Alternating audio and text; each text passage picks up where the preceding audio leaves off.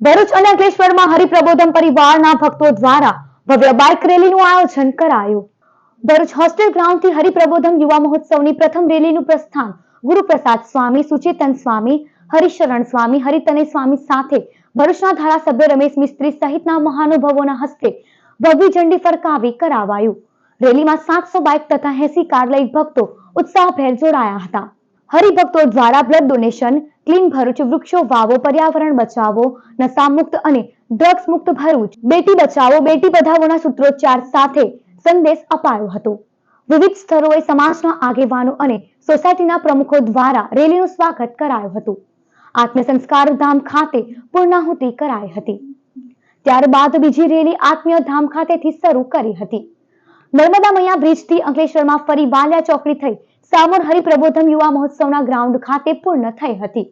યુવા મહોત્સવ અંતર્ગત 4 જાન્યુઆરીએ મેગા બ્લડ ડોનેશન કેમ્પ અને 5મીએ મહોત્સવની શરૂઆત થશે.